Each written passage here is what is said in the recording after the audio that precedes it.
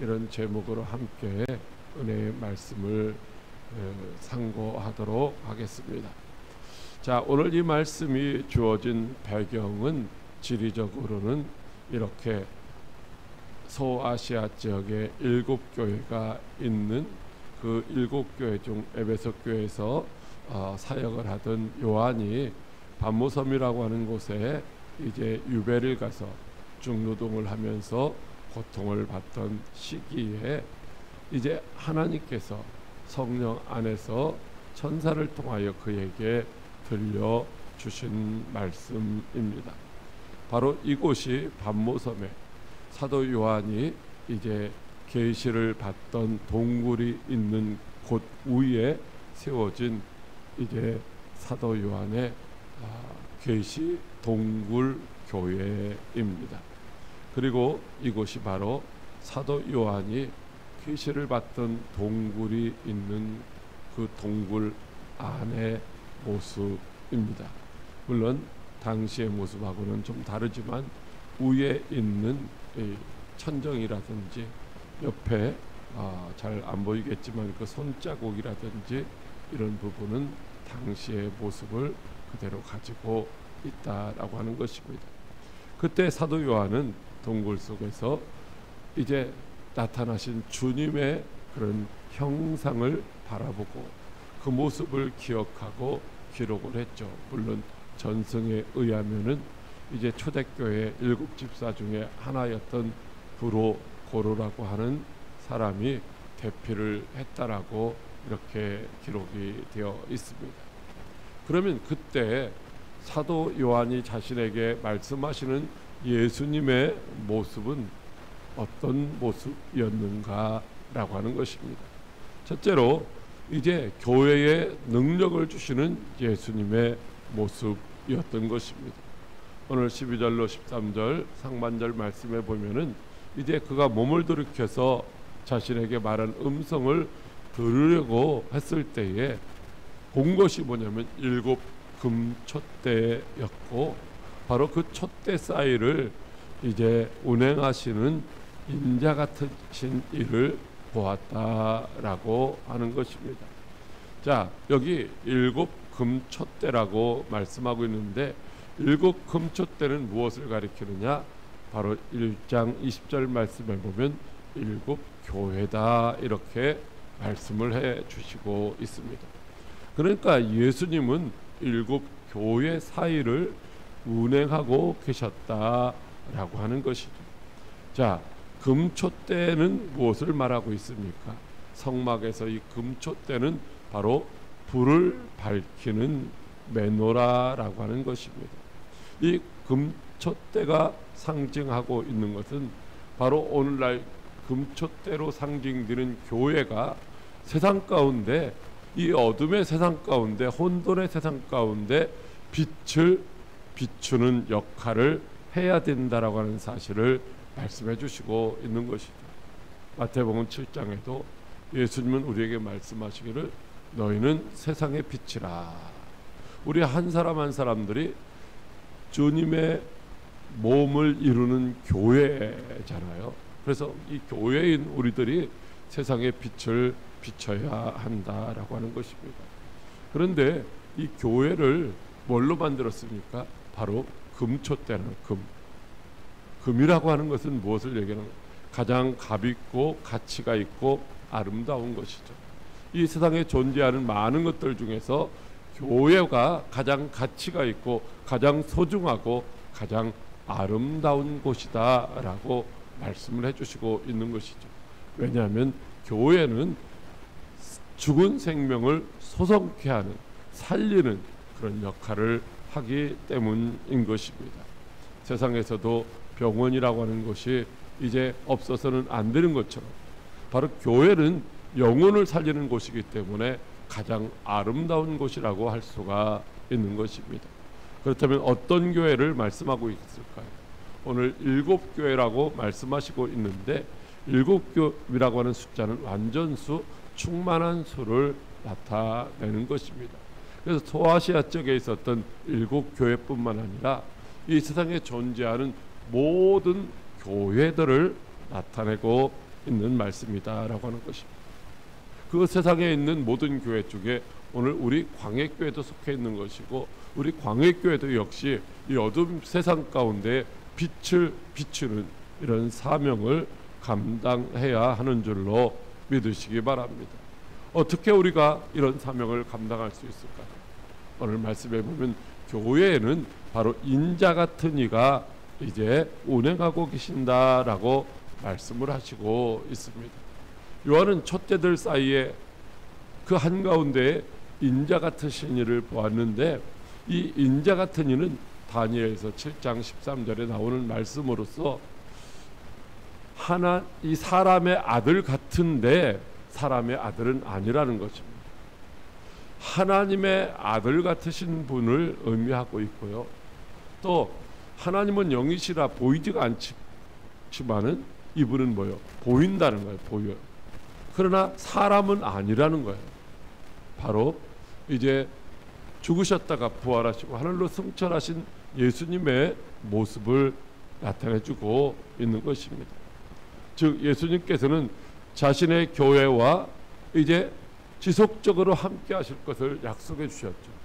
마태복음 28장 20절에서 볼지어다 내가 세상 끝날까지 항상 너희와 함께 있으리라고 말씀을 해 주셨습니다. 그러니까 예수님은 초림하셨다가 부활하시고 승천하셨지만 재림하시기 전에도 여전히 오늘날 이 교회인 우리들과 함께 하고 계신 줄로 믿으시기 바랍니다.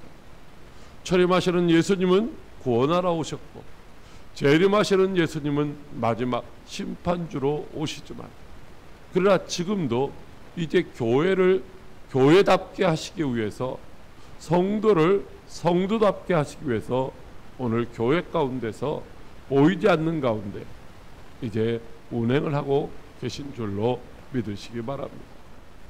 왜? 무엇 때문에? 바로 교회를 통하여 자신의 영광을 비추시기 위함이다라고 하는 것입니다.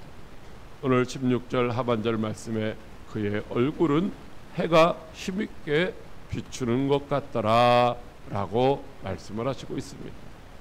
여러분, 예수님은 우리가 육신의 눈으로 볼 수 없지만 믿음의 눈으로 바라보면 우리 가운데서 이제 해가 힘있게 비추는 것 같은 그런 형상을 보이시고 있다라고 하는 것이죠.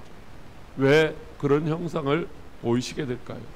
바로 영화롭게 되신 주님의 얼굴이 찬란한 빛을 발하는 것을, 바로 하나님의 영광은 예수님으로 인하여서 예수님의 교회 안에서 예수님의 교회를 통하여 이 세상에 그 영광의 빛을 비추라는 명령인 줄로 믿으시기 바랍니다.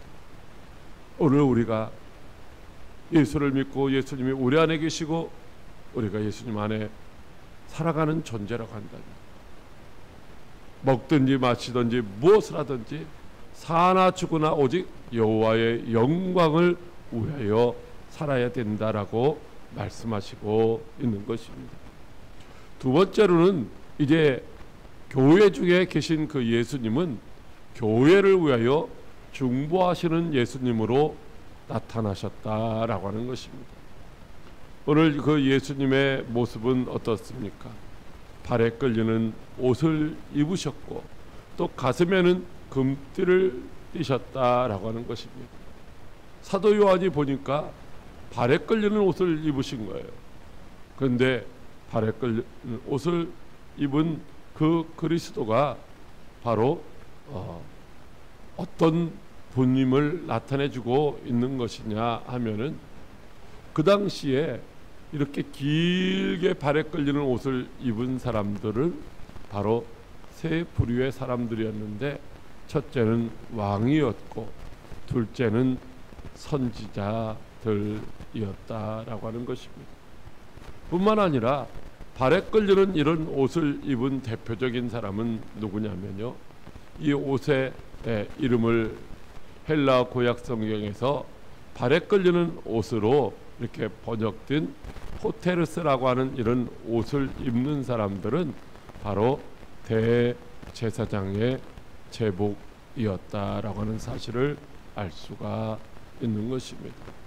그러니까 예수님은 왕직도 계시고 선지자직도 가지고 계시지만 특별히 대제사장의 직분을 가지고 교회 가운데서 지금도 운행하고 계시다라고 하는 것입니다.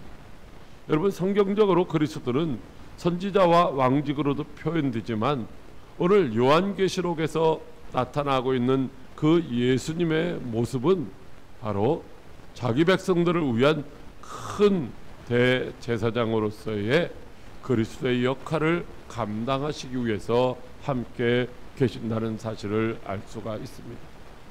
그것을 더 확실하게 알 수 있는 것은 가슴에 금띠를 띄었다는 거죠. 그것은 선지자들은 그렇게 하지 않았습니다. 오직 누구만? 대제사장만이 이 가슴에 금띠를 두르고 있었다라고 하는 것입니다. 그렇다면 예수님이 왜 대제사장의 그런 형상을 가지고 교회 안에 함께 하고 계시는 것일까라고 하는 것입니다. 여러분, 특별히 그것은 우리의 모든 죄를 위하여 단번에 완전한 희생자물로 자신을 드리셨던 예수님을 나타내주고 있다고 하는 것입니다. 모든 인류는 죄와 허물로 말미암아 다 죽은 존재들이었습니다. 그래서 하나님을 알지 못하고 하나님과 관계가 끊어진 상태에서 살다가 지옥 형벌 받을 수밖에 없었지만 예수님이 우리를 사랑하심으로 말미암아 자신을 십자가에 내어주심으로 말미암아 그를 믿는 자마다 멸망하지 않고 다 영생을 얻게 하신 그 대제사장의 이시며 친히 또 제물이 되어 주셨다는 사실을 우리에게 생각나게 하시기 위함이다라고 하는 것입니다. 뿐만 아니라 지금은 우리를 위해서 끊임없이 신실하게 중보하고 계시다라고 하는 것입니다. 여러분, 우리는 이제 마귀의 자녀였다가 하나님의 자녀로, 죄인이었다가 의인으로 신분이 변화가 되었습니다. 그럼에도 불구하고 안타깝게 우리는 하나님의 자녀답게 또는 의인답게 온전하게 살지 못할 때가 부지기수라는 것입니다. 우리가 마음으로, 생각으로, 행동으로, 말로 죄를 범할 때마다 여러분, 보이지 않는 영의 존재인 사단의 무리들이 우리 곁에 수없이 있습니다. 그리고 뭐 하는 거예요? 참소하는 거죠. 하나님이 저 목사가, 하나님 저 집사가, 하나님 저 권사가 지금 하나님의 자녀답게 살지 못하잖아요. 저 사람들은 지옥가에 마땅하잖아요. 이렇게 계속해서 참소를 하는 거죠. 마치 욥을 참소했었던 이 사탄의 세력들처럼 말입니다. 그때마다 예수님은 말씀하시는 거예요. 아버지, 내가 저들을 위하여 이제 손에 못을 박히고 옆구리에 창을 찔리고 그리고 물과 피를 다 쏟아서 십자가에서 다 저들의 죄를 해결했지 않습니까? 라고 주님이 계속해서 중보하심으로 말미암아 우리가 죄에 빠지고 또 넘어졌을지라도 아주 심판받고 멸망당하는 것이 아니라 다시 회복하고 다시 회개할 수 있는 그런 은혜를 우리에게 허락해 주고 계신 줄로 믿으시기 바랍니다. 뿐만 아니라 예수님은 완전한 하나님이시면서도 완전한 인간으로 이 땅에 찾아오셔서 연약함으로 말미암아 우리의 육신의 연약함을 다 채우셨다는 거죠.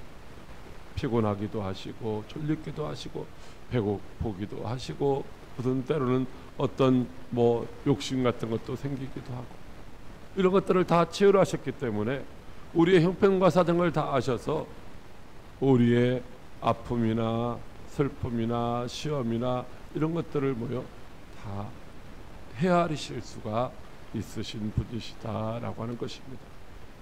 그래서 사실은 우리가 잘못을 해도 단번에 책망당하지 않는 거예요. 여러분, 옆집 아이가 잘못하면요, 뭘 변상해라, 뭘 해결하라 따지는데 자기 자녀들이 잘못하면 어떻게 돼요? 그렇게 하지 말으라고 타이르고만 하고 마는 것처럼 말입니다. 그 예수님은 오늘 교회를 보호하고 계신 줄로 믿으시기 바랍니다.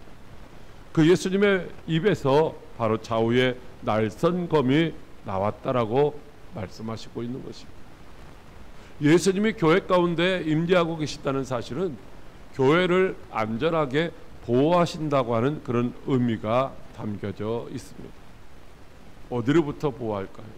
외부의 세력으로부터 보호하는 것도 있겠지만 특별히 교회 안에 지금 계신 그 예수님의 모습은 교회 안에 있는 대적들을 물리치시면서 성도들을 보호하시고 계신 줄로 믿으시기 바랍니다. 여러분, 교회 안에는요, 은밀하게 침투하는 사단의 세력들도 있습니다. 또 사단의 세력이 아니라 할지라도 믿음이 부족해서 교회를 분열시키고 이제 교회를 혼란케 하는 그런 사람들도 있다라고 하는 것입니다. 믿음이 있는 것 같지만 믿음이 없이 그냥 왔다 갔다 그리스도인인 척만 하다가 주님 앞에 서는 날 내가 주님을 이제 안다고 할 때 주님은 내가 너를 전혀 모르겠다라고 말씀하실 수 있는 분들도 있다라고 하는 것입니다.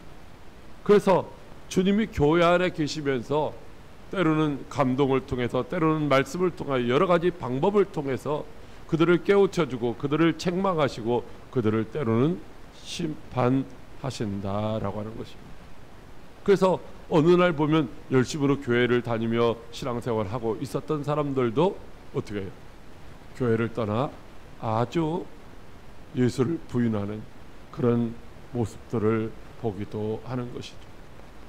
교회를 보호하시는 그 주님은 강력한 힘을 가진 그 말씀으로 우리에게 지금도 말씀해 주시고 있다는 것입니다. 어그러지고 폐악된 길로 갈 때마다 책망하시고 경계하시는데 하나님의 말씀은 바로 좌우의 날선 검보다 예리하기 때문에 그 말씀을 들을 때 어떤 사람은 찔림을 받아서 회개하기도 하고 어떤 사람들은 그 말씀을 받고 이제 오히려 화를 내면서 밖으로 뛰쳐나가는 사람들도 있다라고 하는 것입니다. 하나님의 말씀은 그렇게 강력한 힘이 있어서 원수들을 물리치는데 사용될 것입니다. 그렇게 함으로 말미암아 주님은 오늘도 교회를 교회되게 하시고 성도를 성도되게 하는 일을 하고 계신 줄로 믿으시기 바랍니다. 세 번째로는 교회를 정결하게 하시고 있는 것입니다. 오늘 14절로 15절 말씀에 그의 머리와 털의 희기가 흰 양털 같고 눈 같으며 그의 눈은 불꽃 같다라고 말씀을 하시고 있습니다. 여러분, 일반적으로 흰색은 밝고 찬란하고 정결하고 그런 의미를 나타내고 있는 것이죠. 즉 예수 그리스도의 영원하고 거룩하고 진실하심을 나타내고 있는 것입니다. 그러며 그의 눈은 불꽃 같다라고 말씀하시고 있습니다. 무엇을 의미하고 있을까요? 불꽃 같은 눈으로 우리의 모든 이제 마음과 생각과 행동들을 감찰하고 계신다라고 하는 것입니다. 감찰하시면서 어떻게 하실까요? 잘못된 것들을 바르게 고쳐주시고 부정한 것들을 있으면 어떻게 해요? 이제 다시 정결케 해주시는 그런 역할을 하시는 줄로 믿으시기 바랍니다. 우리가 어떤 순간에 조금 부정적인 생각이나 이 불의한 생각을 하다가도 누군가 사람이 나타나면 어떻게 돼요? 깜짝 놀라서 생각을 이제 고쳐먹게 되는 것이죠. 마찬가지로 주님이 오늘 우리를 감찰하시고 있다고 하는 이 사실 자체가 우리가 하여금 불의한 생각이나 부정한 생각이나 이런 생각을 하지 못하도록 주님이 우리를 정결하게 하시는 줄로 믿으시기 바랍니다. 그런데 그 주님은 어떤 분이셨을까? 바로 그 발은 풀무불에 단련한 빛난 주석 같다라고 말씀하시고 있어요. 이것은 바로 그 발이 아주 시뻘겋게 아주 불에 달궈진 그 발에 닿기만 하면 다 없어질 것 같은 그런 모습을 하고 계시다라고 하는 것입니다. 그래서 풀무불에 달려는 빛난 주석과 같은 그 발로 교회 안에 있는 죄인들을 심판하신다라고 하는 것입니다. 여러분, 고대의 왕들은 이제 정복한 원수들을 땅에 엎드리게 하고 그 위에 발로 누르고 있었던 것이죠. 바로 예수님의 바로 그와 같은 권세를 가지고 이제 교회 안에 부정한 사람들, 불의한 사람들을 감찰하시고 이제 심판하시고 그들을 마치 가라지와 같은 것들을 가려내기 위해서 교회 안에서 운행을 하고 계시다라고 하는 것입니다. 물론 우리의 부정적인 불의한 불결한 생각들도 다 제거하시기 위해서 이제 운행하고 계신 줄로 믿으시기 바랍니다. 왜냐하면 주님이 오늘 교회를 통제하시기 위해서 그의 오른손으로 붙들고 계시다라고 하는 것입니다. 여러분, 그의 오른손으로 붙들고 있는 그 별은 바로 7교회의 사자들이라는 거예요.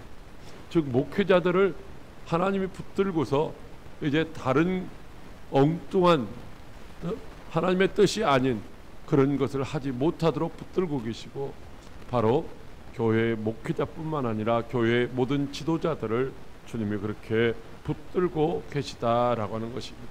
넘어지지 않도록 단순하게 붙들고 계신 것이 아니라 딴 길로 가지 않도록, 폐악된 길로 가지 않도록, 어그러진 길로 가지 않도록, 잘못되지 않도록 주님이 우리를 붙들고 통제하신다는 거예요.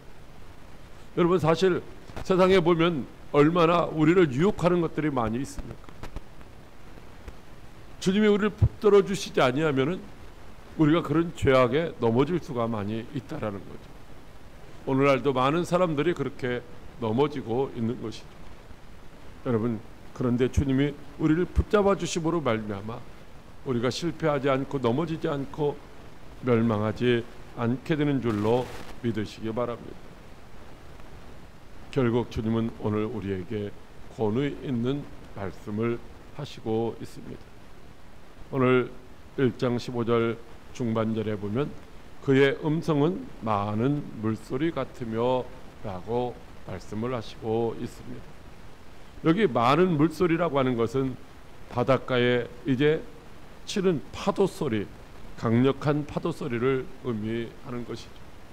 그리고 또 폭포수와 같은 거부할 수 없는 물소리를 의미하고 있는 것입니다.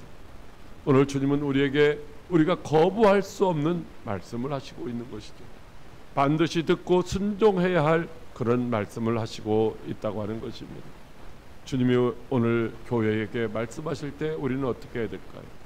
반드시 경청해야 하는 것입니다. 마태복음 17장 5절 말씀에 이는 내 사랑하는 아들이니 너희는 그의 말을 들으라 라고 말씀하시고 있는 것입니다. 하나님은 오늘도 아들이신 예수 그리스도를 통해서 말씀을 하시고 있는 것이죠. 히브리 기자를 통해서 말씀하시기를 예측부터 선지자들을 통하여 여러 부분과 여러 모양으로 조상들에게 말씀하신 하나님이 이 마지막 날에 자기 아들을 통하여 우리에게 말씀하셨느니라고 하시고 있습니다. 사랑하는 광역교회 성도 여러분, 그리스도께서는 오늘도 성령의 감동으로 기록된 말씀을 통하여 우리에게 말씀하시고 있습니다. 그래서 우리는 하나님의 말씀을 늘 듣고 그 말씀을 주야로 묵상하며 그 말씀을 지켜나가기를 힘써야 하는 줄로 믿으시기 바랍니다. 예수님의 절대 명령이 무엇이라고 했습니까? 사도 요한에게 내가 보는 것을 두루마리에 기록하라. 그리고 그 쓴 것을 7교회에 보내라고 말씀을 하셨습니다. 오늘 우리에게도 동일하게 말씀하시고 있습니다. 하나님이 오늘 우리에게 주시는 말씀을 마음에 새기라는 것입니다. 그리고 복음을 전하고 복음을 전하기 위해서 이제 복음을 들을 수 있는 자리로 초청하라고 말씀하시고 있습니다. 오늘 우리는 어떻게 해야 될까요? 우리의 결단이 무엇이어야 될까요? 바로 능력으로 함께 하시는 예수님의 영광을 드러내는 빛의 사자가 되기를 결단하시기를 바랍니다. 주님이 오늘도 우리를 붙들고 보호하시며 사용하시는 영광스러운 은혜의 도구가 되시기를 바랍니다. 하나님의 말씀에 순종하여 이웃을 초청하고 재림을 알리는 증인들이 다 되시기를 바랍니다. 여러분, 이것이 결코 쉽지는 않습니다. 어느 한순간에 이루어지지 아니할 수도 있습니다. 그러나 기다리면 이루어지는 줄로 믿으시기 바랍니다.